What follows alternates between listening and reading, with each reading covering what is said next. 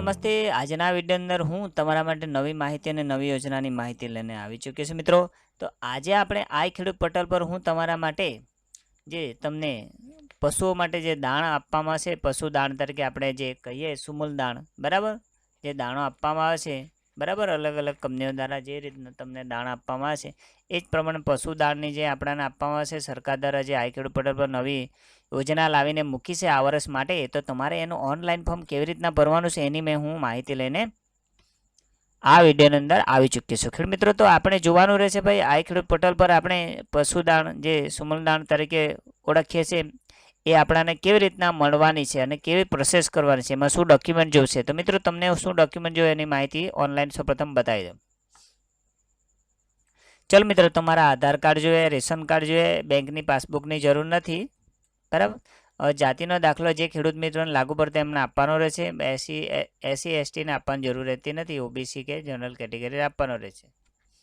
ચલો ભાઈ, ગાયનો કડી નંબર જોઈશે બીજો તો, અને એક તો મોબાઈલ નંબર. આટલા ડોક્યુમેન્ટ લઈને તમારે બેસવાનું રહેશે ઓનલાઈન કરવા માટે.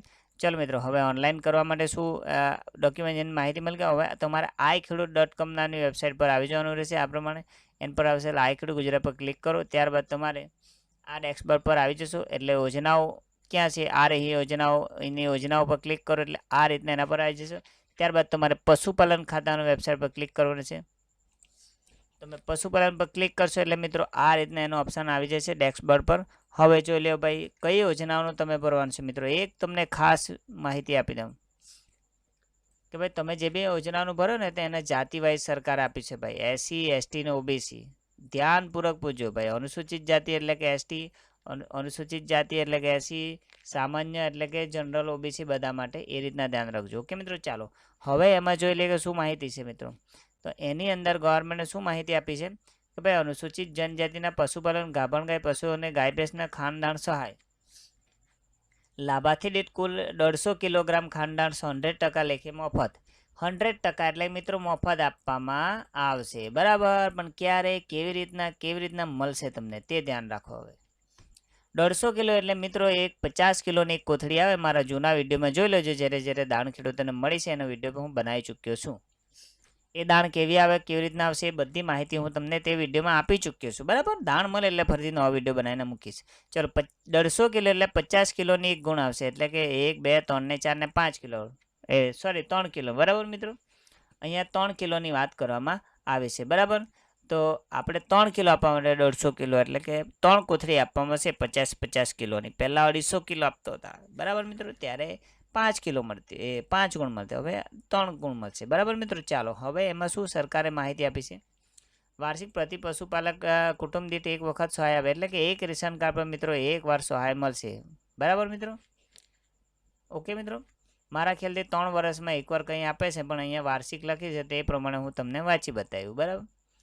રાજ્ય સરકાર દ્વારા નિયત થયેલા ખાનદાનના ભાવે જિલ્લા દૂધ ઉત્પાદક સહકારી બેંક દ્વારા ઉત્પાદિત થયેલા ખાનદાન વિતરણ કરવાનું રહેશે. યોજનાનું જિલ્લાવાર લક્ષણ માટે નીચે મુજબ એ ખાનદાન તમને સહાય આપવામાં આવશે, બરાબર.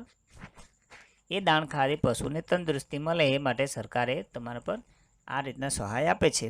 ચાલો મિત્રો, હવે ડોક્યુમેન્ટની માહિતી મળી ગઈ. હવે ઓનલાઈન અરજી કરવાની અહીંયા ક્લિક કરો મિત્રો. અહીંયા ક્લિક કર્યો, ચાલો એટલે તમે આ રીતના એનો ડેસ્કબોર્ડ પર આવી જશો. ક્યાં આવી જશો? આ રીતના જો આ રહી માહિતી. ચલો આવી ગયા મિત્રો. હવે તમારે અહીંયા ના કરીને આગળ વધો.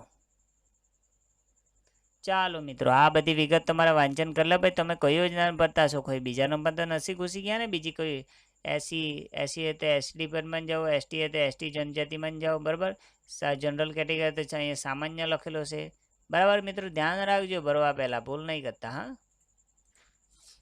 ચાલો તો હવે નવી અરજી કરો એ ક્લિક કરી દો એટલે એનું જે ડેસ્કબોર્ડ છે તે ખુલી જશે તમારા માટે, બરાબર. ચાલો હવે હું પહેલેથી એનું ફોર્મ ભરીને ડેમો તૈયાર રાખ્યો છે એટલે તમને નેક્સ્ટ કરીને આગળ બતાવતો જમ. ચલો મિત્રો, સૌપ્રથમ તો તમારે અહીંયા પોતાનું નામ લખો, તમારા પિતા પતિનું નામ લખો, તમારી અટક લખો. ચલો તમારું જે બી જિલ્લો એ દર્શાવો, તાલુકો દર્શાવો, ગામનું નામ દર્શાવો, સરનામું એક જ લખવાનું, બસ. પિનકોડ, નંબર, તમે સ્ત્રી છો કે પુરુષ, તમારી જાતિ, બરાબર.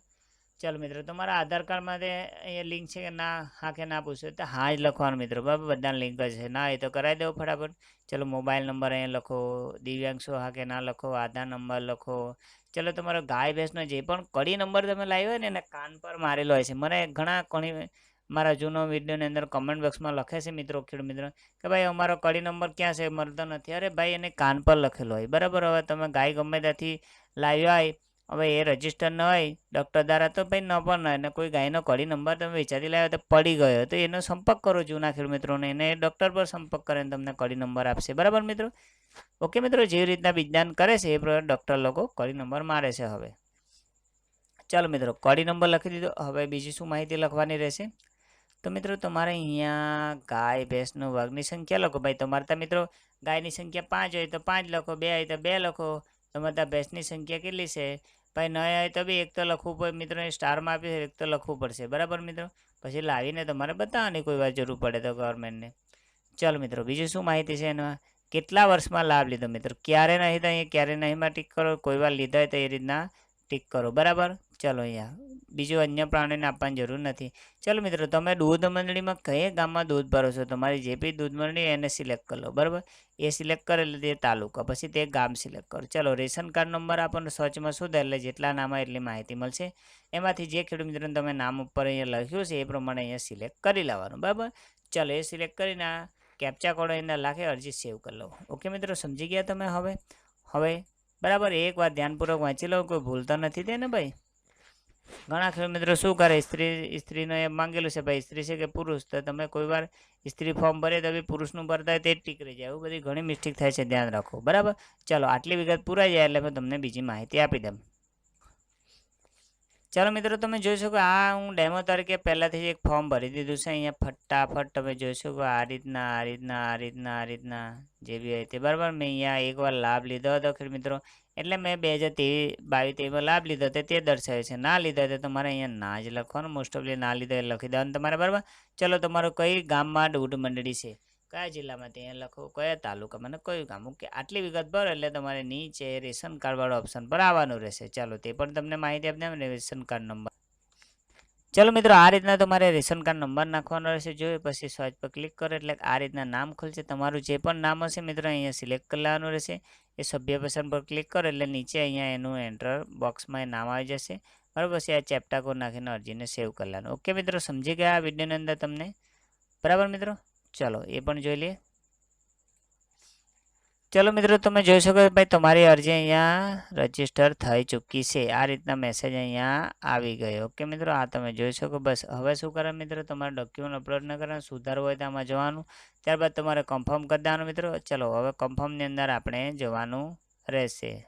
ચલો મિત્રો, આ રીતના કન્ફર્મમાં તમે જશો એટલે કે તમને ફરી ચેપ્ટર કોડ ને તમારા રેશન કાર્ડ નંબર અને અરજી નંબર લખાઈને આવશે, સિલેક્ટ કરવાનું રહેશે મિત્રો. ચલો મિત્રો, આ રીતના તમે જોઈએ રેશન કાર્ડની ફરીથી તમને એકવાર ડોક્યુમેન્ટ ઓપ્શન માંગવામાં આવ્યું છે મિત્રો. હવે તમે જોઈ લીધો તો હવે આપણે અરજીને કન્ફર્મ કરી દઈએ એટલે આગળ વધીએ મિત્રો. હવે આ રીતના તમારી અરજીને કન્ફર્મની માહિતી અહીંયા આવી જશે મિત્રો. ચલો અહીંયા લખવામાં આવ્યું છે ભાઈ તમારી અરજી કન્ફર્મ થઈ ચૂકી છે. ચલો મિત્રો, હવે આપણે એની પ્રિન્ટ લઈ લઈએ એટલે અરજી પ્રિન્ટ પર જવાનું રહેશે મિત્રો. એના પર તમે સીધા ક્લિક કરશો એટલે તમને એ રીતના એની પ્રિન્ટ ચેપ્ટા કોડ લખીને મળી જશે. ઓકે મિત્રો, ચલો અરજી પ્રિન્ટ પર તમે જશો એટલે કે આ રીતના તમારી એની પ્રિન્ટ ખુલી જશે મિત્રો. સોરી નહીં ખુલ્યો, કોઈ પ્રોબ્લેમ હોય તો નહીં પણ. ચાલો મિત્રો, આ રીતના તમારે અરજી પ્રિન્ટ મળી જશે, બરાબર. હવે એક દેવીપાના જે હોય તે મિત્રો એમાં તમારે સાઇન કરવાની રહેશે એની અંદર અહીંયા. પછી એ તમારે અરજી પ્રિન્ટ આ તમારે પશુપાલન શાખામાં જે તમારે તાલુકાની અંદર જે પશુ દવાખાનું હોય એ બધા ડોક્યુમેન્ટ સાથે જમા કરાવવાની હશે, બરાબર ખેડૂત મિત્રો. બસ આજના વિડીયોમાં આટલી જ માહિતી હતી મિત્રો. નેક્સ્ટ વિડીયોમાં હું તમારા માટે નવી માહિતી લઈને આવીશ. ત્યાં સુધી મારા વિડીયો જોતા રહેજો. થેન્ક યુ, તમારો આભાર ખેડૂત મિત્રો. આ વિડીયો